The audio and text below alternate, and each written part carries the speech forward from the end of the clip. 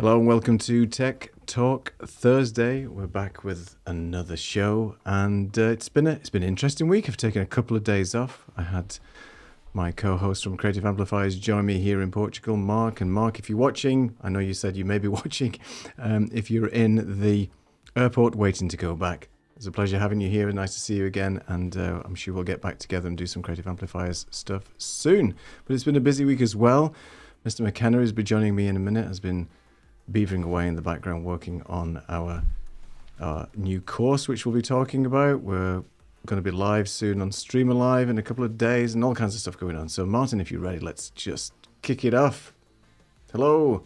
I haven't even zoomed us in. I have no idea if we're all looking the same. I'll just lean down a bit. It doesn't matter. Rule of thirds. We talk about that a lot in our show. We ought to pay more attention. Yeah, it actually is sunny in Edinburgh for once. It's 19 degrees here today, hottest day of the year so far. Wow. And I've spent all of it inside. So, oh dear. We'll finish the show just in time for the sun to go down. I think I've got about half an hour's worth of sun in the back garden, and then it disappears. But hey ho. We'll make it as easy as possible for you then to just finish the show early. Then at least you can get some sunshine. I'm not going to say anything about the fact that it's 29 degrees here at the moment and it's a bit warm. But let's move on. We have Valerie in the house. Hello, Valerie. Thank you so much for joining us. And we have Daniel. An honour for you to be here listening to our rambles, Daniel. See, Daniel, you've joined us on a week where we don't really have a lot to talk about, so we're just going to be, just having a chit chat at the moment. But really appreciate you joining today. Thank you so much. Hope you're doing well. So, NAB's been going on. Elgato's released some new software. We've got a course. Where do you want to start? Oh, I've seen a few little bits and pieces this week as well. So, part of our course, which is going live on LinkedIn, one of the things that we talk about as a bonus is workflows and how workflows could be made easy on LinkedIn. And one of the things that I briefly mention is Gamma, which for those of people who don't know is an AI tool that allows you to create, primarily anyway, PowerPoint presentations. And you can do that from a set of words that you've already got, so it uses the words you've got already. You can upload a presentation you've already got and either keep the existing words or get it to make them look better in terms of the wording, but it'll also then drop in a load of lovely photographs or images, and you can specify the parameters for those images. So I tend to say clean, professional, modern looking, because that's what I want for our images, and it goes away and sources some great images for you, and then some lovely layouts, and also a whole bunch of infographics and things like that. So it will tidy up a presentation for you instantly that you've already got, or you can create one totally using AI and just put in a prompt. So it's a really, really good way if you are doing a couple of presentations and you need material quickly. You can either dump in something you've already got and get it to look nicer, or you can get it to create these fancy looking things straight from a prompt. Of course, you need to fact check everything as per normal with AI, but and it does occasionally get things wrong, but most of the time it does a really, really good job. And you could go tweak it, change the themes, change colours, all that type of thing, and get some really good results really quickly. So I do mention that in the course, but as per normal with AI tools and the rate that they are developing, no sooner have I put all of that in than they release another feature that I think, oh, being as we're talking about LinkedIn, I ought to put this in, because they've now released the ability to create social posts directly from within Gamma, and you can take those social posts and ping them straight into LinkedIn. So you can either give it a little bit of a phrase or quite a lot of information and say condense this information into 5 points, and it will condense it into 5 points and give you a nice background for it, and you can go in and ask AI to tweak the background and make it look more colourful or make it look more visual, and it will put more pictures in it for you. And you could create either a single page post or a multi-page post, and you can do it in landscape or portrait or square. So it allows you to do all of those different options and then literally instantly post that to LinkedIn, what it actually does is send a document to LinkedIn. So you get to put in your standard text header above that document. So let's say, for instance, you're promoting an event, but you want to put in 5 compelling reasons why people should attend your event. Then you can just say that in the prompt and it'll produce the image effectively for you, which is a document. But you put in your text header that says join us live on the 5th of April at 7 p.m. and then you cut and paste the shared link to your event from LinkedIn into that top text section. Now normally if you do that, it will automatically put your thumbnail from the event in there, but because it's loading a document in as well, then the document becomes the default for that particular post. So it's a really, really good quick way of getting a professional looking post out there that then matches in with, more or less, the styling of your presentation once you start to do your presentation. So I just like the way that all hangs together, providing you choose the same theme. If you choose an entirely different theme, then it's not going to work so well at all. Just trying to get it up here. But they just introduced that 1st of April, I think, or thereabouts. Yeah. So off I have gone, and tomorrow one of my tasks will be to create a 2 or 3 minute video just showing how you create posts directly from within Gamma. And what I like about the fact that you can choose between landscape and square and portrait, you can then do A/B testing on how effective those posts are, as well as looking at, are posts with more visuals effective, or is it better to have little mini diagrams, icon type things? It will produce icons next to an infographic for you as well. So is that more effective? Or perhaps even doing A/B testing with you, doing static posts versus video posts to see just what the uptake is and what the comments are and that type of thing. So Gamma was the one this week that jumped out at me and made me immediately go and have a play about with that. Is it just LinkedIn at the moment then? They're just enabling you to post directly to, or do you know if they've got anything coming up in the future with other social platforms? Because I think obviously with LinkedIn being more of the professional side, that I guess that's where they're aiming for, because these are presentation-based things, different documents, different workflows you can create. But I wonder if they're going to bring something else up in the future. Well, interestingly enough, where they have put this in terms of the menu structure, you would normally go, once you'd finished your Gamma and you were happy with what it looked like, you normally go to export, and then you choose to export it to PowerPoint or to a PDF document, or I think Google Slides, or a couple of other options. And then it's got a big button that says New LinkedIn. So clearly it's something they've thought about and then thought, where should we put this? I think we'll put it in the export area, because we don't really have another menu for that. So at the moment it's only LinkedIn, but for entirely the reasons that I think you've mentioned, is that they're totally focused on the business community, really, for in particular PowerPoint. I think we now know that 85% of the world's presentations are in PowerPoint. So shocking. That's where they're pushing that, I think. Yeah, somebody asked me this week regarding like some of the stuff that we do, some of the stuff that I do in terms of like bits of video production and things like that. And I have a website, but I don't have a handout. I don't have a downloadable or a PDF to give them or something like that. So they said, "Oh, do you have one?" I said, "No." But I went away to Gamma, and I just basically, with Gamma as well, you can just reference a website. So I threw in my website URL and then just gave it a prompt to just say, can you create like a PDF version of this? And it just went through and it just used what images I already have. I kept it to say, just use the exact text. Don't embellish, don't minimize it in any way. And then it just came up with a couple of brand new images, which I thought were cool. And I just replaced those with ones that I wanted to use. And now I've got a PDF downloadable that summarizes the stuff that I do on the website and some of the services and things. So as a handout, I would have had to create that prior to Gamma, either in Canva or use something else, and it takes time. I just didn't want to send them the website because people sometimes just want to have a downloadable and then you can print that off or do whatever. So again, another useful workflow and use case for Gamma, just to save you a ton of time. And it took, what, 3 minutes or something to do that.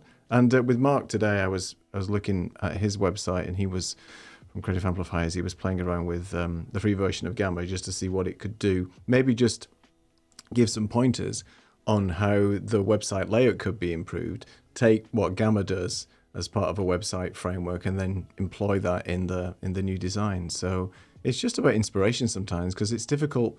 You might have a concept, you might have some text that you've got, maybe you've used ChatGPT to give an outline of something, but you don't really have a visual representation of that. And yes, you can use Gamma, you can use Canva to wireframe it yourself. But if you don't have much of a design flair, unlike yourself, Martin, then people can just really use that as a text-based input, and then it'll spit out something reasonable. And when you first showed me Gamma, I was super impressed with just how it does from a layout perspective, using very simple prompts, and the fact that it uses reference material that it'll pull in. And most of the stuff, if you ask it to build me a run of show for a live stream, for example, is one prompt. It will go away and bring you back pretty much everything you need to consider for doing that in a few seconds. And then you can just add extra cards, extra layouts, and do things. And the free version does give you, I think it's 8 cards by default, which is great. And I know we keep talking about Gamma, and I think our next show, the show after, we should actually do like a bit of a live demo and show some use cases of how Gamma can be useful, because it's becoming more and more out there, and more people are referencing it as well. I think I've seen a few people only recently, even from Mind Valley, those geezers. I was on a little workshop just listening to some of that stuff, and one of the top YouTubers and content creators on there were saying, here's 5 tools that you need to look at in 2025 to make things easier. Obviously, GPT's in there, and Midjourney and a few others, and Gamma was like number 2. Yeah, and I mean, we're thus far really using the base use cases for it as well, because Gamma itself, if you present live from within the Gamma, it can do all sorts of clever things with analytics and stuff like that, based upon which are the most watched slides and stuff like that. But I've really not gone into that side of things. And then you can also plug in all sorts of different elements into the Gamma as well, so you can link it to various websites and things like that. So really there is a lot to explore with it. Not entirely sure where they're intending to go with it, but I'm kind of getting the impression that they're wanting people to actually have within the Gamma platform hosted presentations, rather than just go down the route of them downloading a PowerPoint. And obviously, hopefully, although we're downloading PowerPoints, we're actually then putting the PowerPoints into Ecamm and then swapping them around, so we get some nice movements going on within the PowerPoints, and we add bits in Ecamm to make them more dynamic, because at the moment the one thing it doesn't do within Gamma is create any animations for you within the slides, and that is also true between slides as well. So I've noticed that if I run a slide deck that I've produced in Gamma straight from PowerPoint, it doesn't put any transitions in between the scenes at all.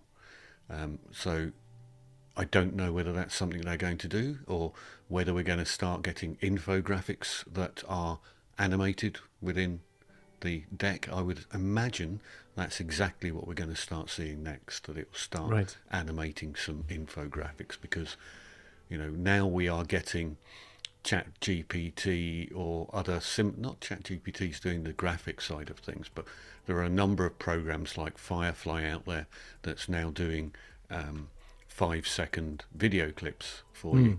So I see no reason why you can't do the same technology, and then when you've brought on your infographic, it just assembles the elements of it, and that would look like amazingly cool, because those are the sort of things that in PowerPoint or Keynote you can do them, but they take quite a while to start bringing things in and make them look good. I can see AI very easily say, let's say it's a circle consisting of 6 different elements. I can totally see AI bringing in each element one at a time within Animated. 6 seconds or Yeah. 5 6 seconds, and it just assembling the graphic for you. That would be super cool. So let's see where they're going. We should probably get somebody from Gamma to join us, or maybe Brian Kosak will join us on the call. He's because he's a Gamma ambassador, right? So and that means he's been using it really on a daily basis, knowing the ins and outs, and he's working with Gamma to maybe improve the products as well, to an extent, I guess, right? Yeah, I believe he does sit on the sort of the same equivalent that we sit on for Ecamm and Streamer Live, so alpha testing type groups, right, and making suggestions. And for those of you who don't know Brian is a lawyer from Canada, and lawyers have a tendency to produce very, very big, long presentations that are a bit boring. So he's trying to sort of revolutionise that a little bit, make things more interesting, perhaps have text off screen that he needs to include for legal reasons in presentations, but make the presentations themselves more engaging but professional as well. So I think he struggled with Canva and other tools because they suddenly bring in images that don't look professional, or don't fit the styling from one slide to the next. So I think he's found it to be incredibly useful, and my understanding is that they just seen him putting a few videos out and contacted Brian to say, oh, you're our sort of person, right? Probably because, being a lawyer, the cash machine jingles from anybody looking at lawyers, because of course they don't mind spending a few $1,000s here or there to make sure that they beat the next lawyer who looks the same as them most of the time. Mm-hmm. But if they can then put a better presentation together using Gamma, then why not? Yeah, great idea.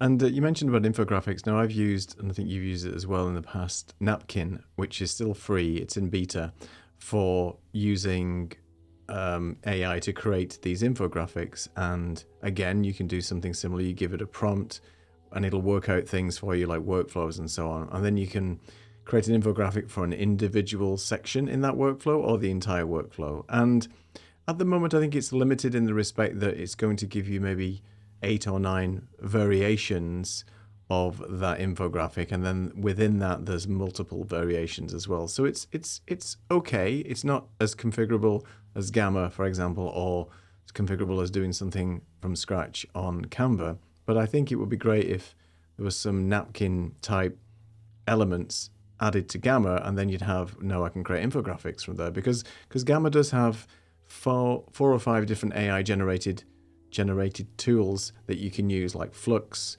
It uses a Google AI plugin, and there's a couple of others that it uses, and each one is designed to create different types of different types of graphics. One being more realistic, one being more animated, one being more cartoonish, and things like that. So if they did have something like Napkin into Gamma, then that would be great, because that's a missing element. And I think a picture says 1,000 words, right? So it's much easier to digest a nice infographic with lots of information on it, as opposed to having a wordy document that you have to read through. So that would be great if they could do that.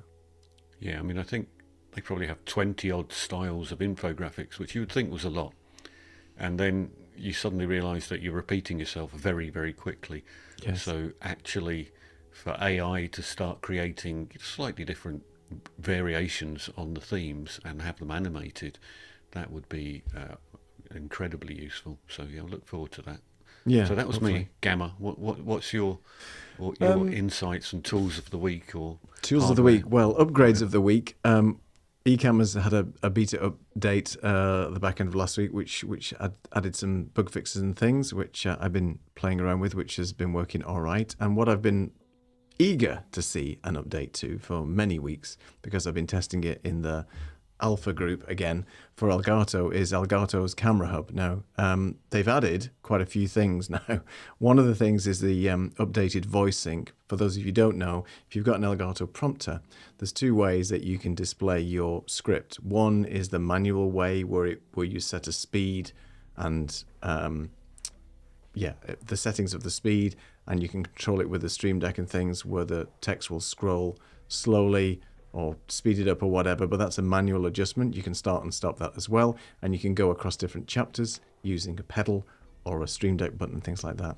And it's 6 months ago, they introduced voice sync, which means it'll take your voice from your microphone, and if you speak the script, it's going to adjust the script speed and highlight the text for you and show you exactly where you are in the script. So you could basically go off script, you could talk about something else, start on the script again, and it will continue and scroll on things.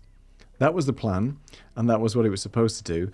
And from bitter experience, it didn't do that very well. And for me, it was just unusable in circumstances. It would basically get stuck on a particular paragraph, and no matter what you said, if you read the paragraph before it or the line after it word for word, it would not move. It would just stay static. There was a few issues with it.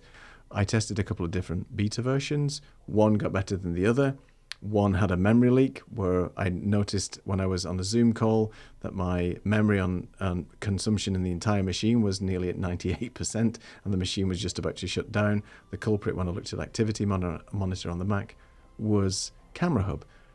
All that to be said, that there is a new version that was released only, I think, yesterday by Elgato. They've released Camera Hub version 2.0. I'll try and do a video on it in another lifetime when I get time to do that. But the interesting thing is they've added Voice Sync 2.0, which means it's going to understand you better. It's going to learn your phrasing. It's going to learn sort of the filler words that aren't necessarily part of the script, so to ignore those. So I think they've tweaked and changed the AI to be a little bit better working. I haven't tested it in anger. I've tested it with a small piece of text, and it seems to work fine.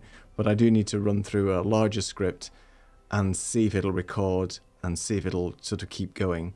And they've also added LUTs to the Camera Hub software, because as you know, the Camera Hub software for Elgato is not necessarily to do with just the prompter. It was designed originally to plug with your Camlink so you can put overlays and certain things. They're not at the re-incubate camo stage yet, where you can do all these bells and whistles and change things. They've done a few things with it, so they've added that as well. So I'll be testing it. I'm eager to ensure that it works. Some of the Stream Deck plugins for Camera Hub were breaking as well, so I'm just hoping they've fixed all that. So I'll be looking forward to test it as and when we do some of that as well. Mark. Hello, Mark. Welcome. You're still in the airport, possibly. You never know where he is at the moment. You can't come back, Mark. Is he on the plane? Who knows? Thanks for joining us anyway. So, Elgato Camera Hub, NAB. I've been interested to see some of the stuff that's going on there.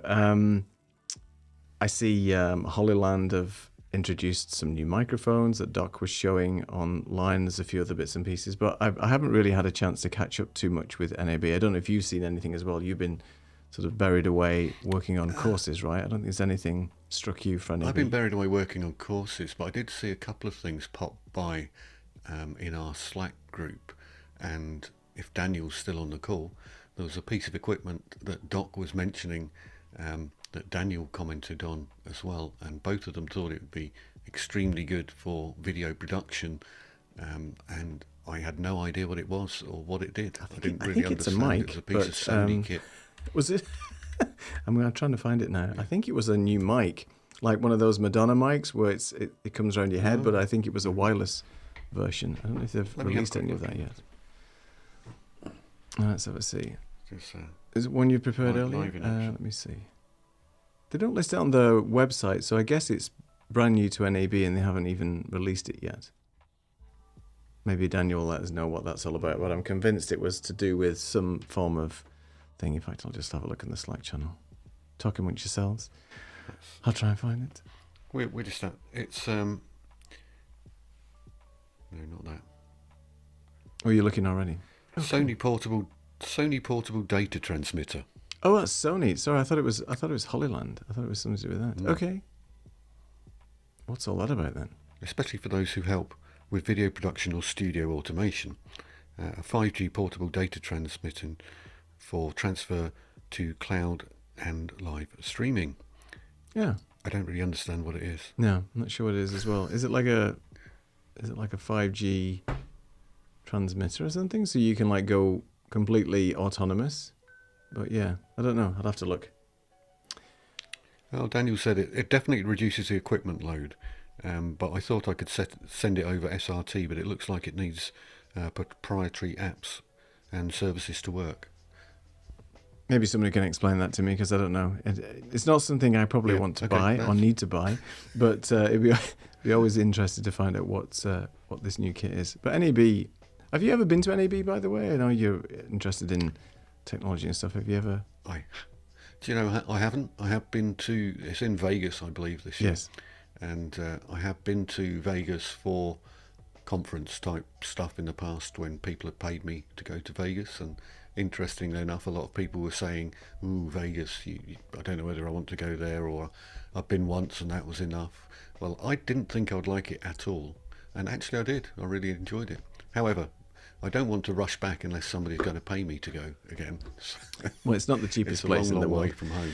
No, I'm the same as you. I had to go multiple times for conferences, like 3 or 4 times every other year for a kickoff meeting, and I'd been there twice, and twice was enough for me. But again, I'm not a gambler, so But there's lots of other things to see. But it's you just don't want to go in August. When it's about 50 odd degrees, which is never the good thing. But I would like to go to NAB. I would like to go to NAB, but I'll settle for watching from afar this time around. But yeah, it does seem that is the place where a lot of people hold back and then suddenly make announcements. So I think keeping up with the announcements will be a difficult one. It's a bit like going to a car show where suddenly everybody releases their new cars at once, and it's like, there must be a lot of nerves between the different vendors thinking, how can I possibly get my latest piece of kit out there and get one up on everybody else? So exactly. Yeah, really difficult. Shall we talk about what we're doing with our course then? Because we've got a few things coming up, pretty much all happening on the same day, which is always fun. So as Martin mentioned at the top of the call, we are or have been working on creating a course for going live on LinkedIn. And it's really a workflow starting for people who really would like to get involved and produce more video, but primarily going live on LinkedIn as the main source, because LinkedIn obviously aimed at more of the professional workplace. There's lots of people that are on LinkedIn. There's a lot of people who aren't really posting videos on LinkedIn, and there's certainly not a lot of people going live on LinkedIn, and LinkedIn don't make it very easy for them to do that. But if you look at our course that's coming up very soon, you'll know exactly how to do that. But Martin's been working really hard on sort of getting that together. I've been doing some editing pieces for it as well. We've got a few more modules to create, but in conjunction with that, what are we doing next Wednesday evening at 5 p.m. UK time? Next Wednesday, we are on Streamer Live's channel, and we have a session going live on Streamer Live, and I believe Lux, who is the CEO of Streamer Live, will also be joining us, and we're going to be doing a little bit of a run through why would you want to go live on LinkedIn anyway, which is a top question. And in fact, I think we had it once when we were live on LinkedIn. Why do I want to go live? Why do I want to go live? And I think one of the answers was, we get to engage with you and you can direct where the show's going. And the participant suddenly sort of said, oh yeah, now I get it. Because obviously by engaging in the comments, he had already directed where the show was going. So it wasn't like a pre-recorded video. So lots of reasons to go live on LinkedIn, including loads of wonderful figures about how their video engagement has gone through the roof, and people are commenting and sharing on video content far more. But in terms of live stuff, I guess it's more about being your own self on a live and being able to engage with your audience, and ultimately people buy from other people, and if they can actually see you and feel like they're talking to you through the comments, then even better. So live, I think, will be very, very big on LinkedIn. But as you say, it's not particularly obvious that you need to have a streaming tool to go live. So that's the first thing.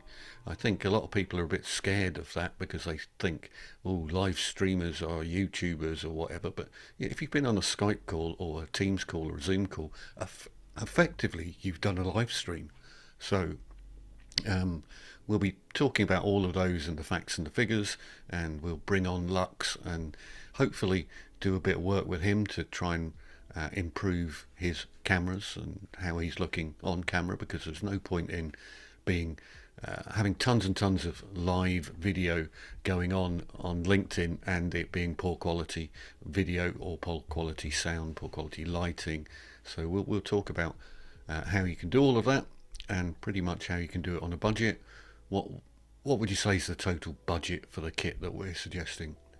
I think it's about $300, something like that. You can get away with not using any lights if you don't want to. The main thing is really looking at what you have already and whether you can repurpose some of the equipment you already have. If you've got a decent camera already, then use that, but maybe you're not positioning the camera in the right place, maybe you're not setting it up correctly, maybe you're not using it effectively. And if you've got some lights dotted around the place, really just looking at how that looks right now and whether we can tweak and change some of those things to make you look better on camera. At the end of the day, you don't have to spend a fortune to look decent on LinkedIn or anything for that matter. But the point is, a lot of people feel it's acceptable when you see the zoom look and feel where people are looking up your nose and things like that, and you're just shrinking down. I mean, there's just a few sort of pointers that you can really start to level up and look great on camera without spending too much. And that's the idea. So it's taking you through what you need in terms of criteria for LinkedIn to get going on live, because new people that have just joined LinkedIn might not be able to go live immediately. And we can talk a little bit about that, all the way through to sort of setting up your camera and so on. So the Streamer Live session next week at 5 p.m. UK is part of their new community program where they're pushing out and doing more interactive live streams. We're honored to be part of that for next week. And as Martin said, Lux is going to be our little sort of guinea pig to look at how his setup is and really just give him some pointers. But the main purpose is really to give you an idea about what the point is of going live on LinkedIn, how to set a few things up, how to get going and interactive, and giving you some options and choices of what you can use in conjunction with LinkedIn to really start that live stream and get that engagement going using things like Streamlive plus other tools. So if you want to join us, I'm going to put a link in the overlays. Let me just find that. Where is my CTA? I will do that in a second, and then we'll put a link in the description. But go over to Streamlive's site. If you click on community, then you'll also see a list of up and coming workshops as well. I know Saeed did one, I think yesterday, and we'll probably do this again if it all goes well. So stay tuned for that and come and join us next week. And our course, hopefully, has to be really going live as well before that time, so you can sign up and register. And we do have a site as well where you can sign up for that. And if you want to get access to the course, we'd love you to register your email address on this site at the moment, which is Martin's site, streamprofiles.selfie.store. If you just register your interest with your email address in the link that I've just posted into the chat, then you can get access to the course once it becomes available. More importantly, when we've finished it and edited it, which we will be doing very soon. And I guess on that, in terms of what goes on behind the scenes, we've had a lot of to and fro about where we should host things, and whether it should be unlisted YouTube channels or something somewhere else with passwords, or should it be one big video file or several smaller ones.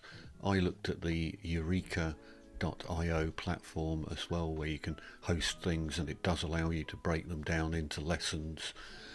But ultimately, we ended up concluding, we believe, and time will tell, that Udemy is potentially the home for this first course that we will be doing, because they have a preset, very large audience. They host everything for you, and really, if you're putting a course together, they've got a very structured way for you to do things, and I've been going through a lot of that over the last couple of weeks. It's not a 5-minute job to put everything into their structure, but if you follow the guidelines, then actually there are a lot of nice building blocks in there for you, and placeholders for all sorts of different bits of information, and you can just go through that and gradually put it together. But because they host all the videos, you can watch them sequentially, and it monitors where you've got to in the course and sends out a congratulations message at the end, and they deal with all of the finances and things like that.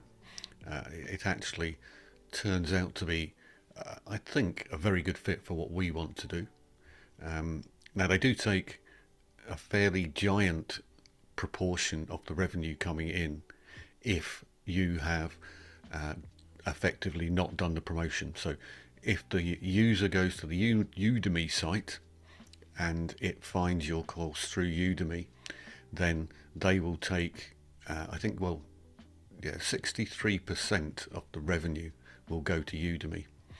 And that sounds like a lot, but that's only when the person goes to the Udemy site and either finds the course through searching on Udemy or through a Udemy promotion, because they do promotions as well, but they will discount your course even further, meaning you'll get even less revenue.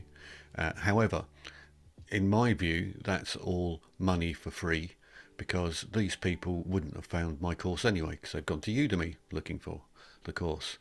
If they come direct to me and find the course, then what I can do is give them a coupon that they can use on Udemy, and Udemy then gives us 97% of the revenue rather than 37%. So there's a massive difference. But all of the promotion done by Udemy, as I say, to me, that's additional revenue that we potentially wouldn't have got. We've no idea whether there'll be 5 or 500 or 5,000 purchases of this training course, but what we have done in terms of our research is found out there are no other training courses for going live on LinkedIn, or in fact there were two. One was about 5 years old, and the other one, not 4 5-year-old people, but done 5 years ago, and the other one was more about LinkedIn looking confident on camera and things like that. It wasn't really about going live on LinkedIn at all, or at least not the technical requirements. And the other thing is that there is a massive amount of information on the web out there about going live on LinkedIn, and it's all wrong, because LinkedIn keep changing the goalposts.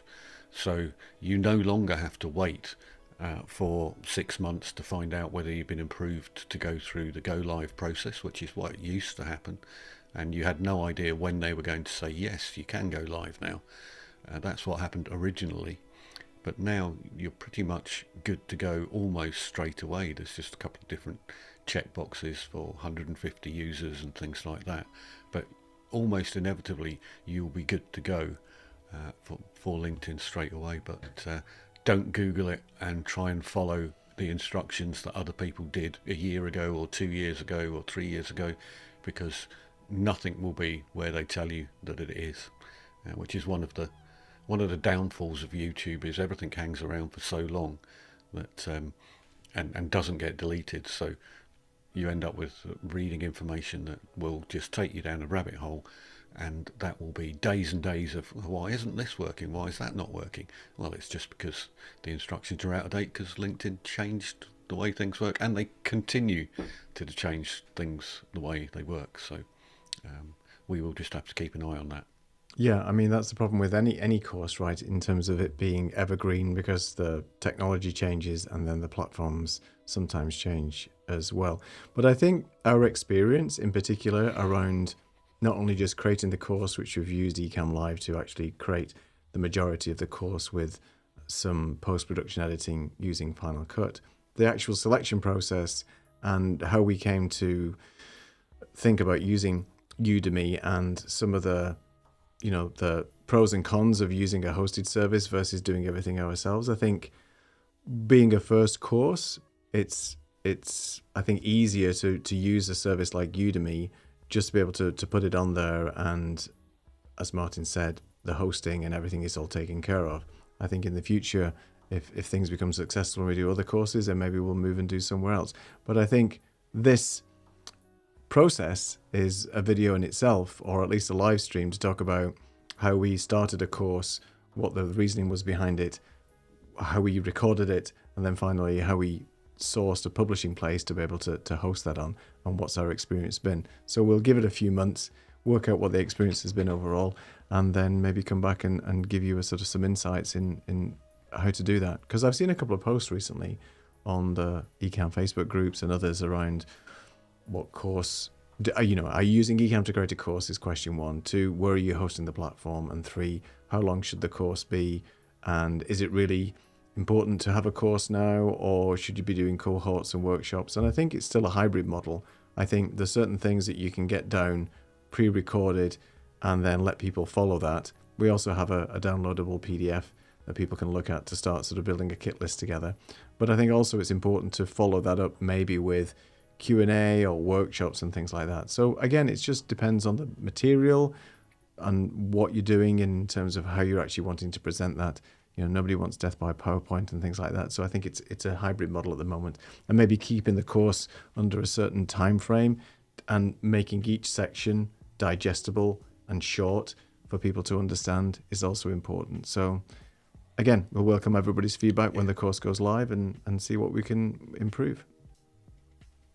Yeah, and I think, the other thing, what was interesting about just going through the process was it became very apparent to me, looking at the instructions from Udemy, that there is definitely potential for a training course to train the trainers effectively, right? How to produce a simple course, because loads of people are going into Final Cut Pro or similar equivalents and doing tons and tons of editing and stuff like that.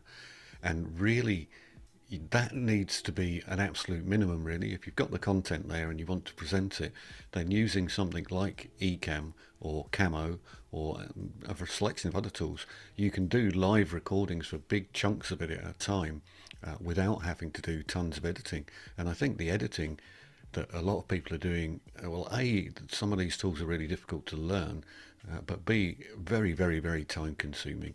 So I think there are better ways to get the stuff out there quickly that have the additional bonus of being able to make you look and sound better on camera. So both Cameo and Ecamm, for instance, have got all sorts of camera settings in there that you can tweak to make you look better on camera. So it's kind of a hidden bonus. Not only can you record stuff quickly, reduce the amount of editing, but you can adjust your camera settings and everything to look good as well, and get some far prettier looking layouts. So I think there's a course or two in there for train the trainers effectively, and I think there was 250,000 trainers or something on the Udemy. It's crazy platform. So. It's one of the biggest platforms, isn't it? I mean, you've got Skillshare and others, but Udemy has been around for a long time, and there's lots of stuff on there. So yeah, interested to see what goes on. We've still got quite a bit of work to do over the next sort of few days, and obviously pull things together for our workshop on Wednesday, but looking forward to catching up with Lux and the Stream Live team and being part of that community as well next Wednesday. So that should be fun. Let me just check if there's any questions or anything. Valerie says this is going to be exciting. Hopefully she can catch us. Well, you can always catch us on the replay as well. I think Streamer Live do host these sessions, and I think there's replays for it. I haven't checked whether, because I missed Saeed's session yesterday. I don't know whether you were able to catch Saeed's session as well. Were you able to catch it? I wasn't, but I did ask about the replay, and the replay will be available soon. Okay, cool. It was recorded on Saeed's Zoom account, so Saeed needs to take the Zoom recording, give it to Streamer Live, and then Streamer Live will put it up. All right, looking forward to that. Yeah, so apologies, Saeed, if you're listening. We didn't not get available at the moment. Good. Okay. Well, at least that'll be fun if we can get some replays. We'll probably end up recording it locally anyway. We've got a few testing and things to do, but we'll obviously be hosting this via Ecamm. We've got a few things to set up. So one last time, here's a link for our event, which is coming up. And then if I just go to the overlays, wherever that is, there it is. So yeah, come and join us if you get a chance next week.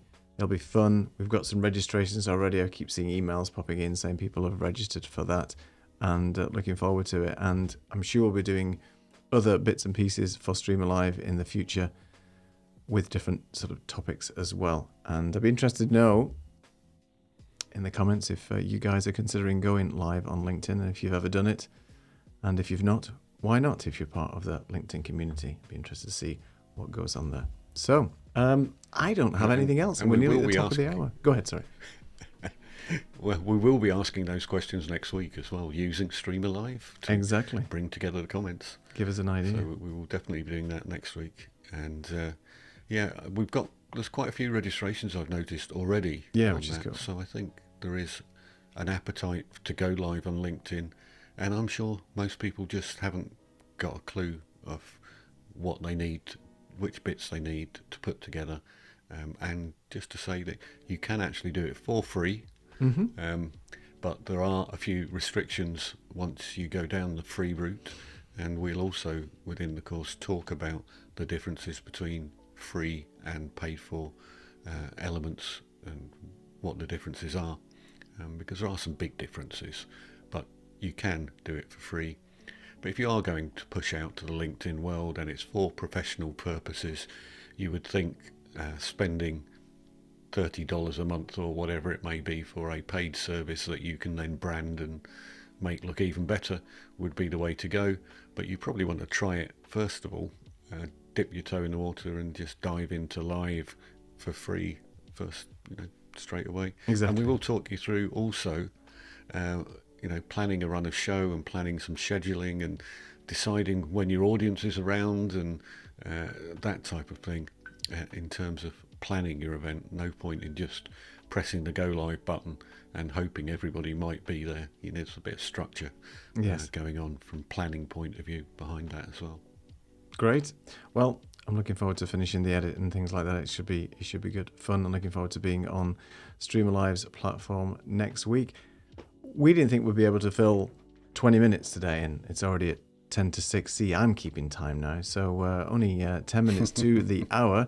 But there's no other comments. I think we're good for today. It was going to be a short and sweet show anyway, because we've got a few things going on, as you can appreciate. Next Thursday, though, for those of you who are interested, we have the founder of Meld Software, who has created a piece of software similar to OBS, and what they've done is they've created like an OBS Lite version of this software to just help beginners really add a little bit of sort of a professional flair to their live streams. At the moment, Meld Studio is free. It has been around for a while, and what they've done is taken some plugins and workflows that OBS have available to them, but you'd have to go and download the plugins, install them, and so on. Taken all that, wrapped it up into a sort of a single download, and just made it a little bit easier for people to just get started going live using both the Windows and the Mac platform. And it's great that they've actually built this software around both platforms. There are some differences between the two. They are still working on various things. It still is in beta. I've used it, created a video on it, play with it a little bit, and it's really good for people who just want to get sort of started with LinkedIn, and it's particularly people who are just in the gaming community as well, who don't want to go through the hassle of finding all the plugins and making sure things work using OBS. I think it's a great platform for beginners, and we will have Joel from Meld Studio next week on the show having a chat with us. So it's going to be a busy week next week. We've got a lot of stuff going on, and I have got some commitments for videos as well, which you'll know about when they go live on the 16th. So 16th is a big day. There's lots of stuff going on. So hopefully I can get all that finished in time, but only time will tell, but we'll see. Anyway, the main thing is to focus on is to get our course and everything worked on next week. I'm looking forward to the sign-ups and sharing some of our experiences with LinkedIn and so on. Anything else from you before we say goodbye tonight, Martin? No, I'm gonna make the most of the remaining 15 minutes of sunshine that I've got in it. Oh yes, of course. Let's get you outside. So anyway, it's goodbye from me from sunny Portugal. And cheerio from Edinburgh. See you later.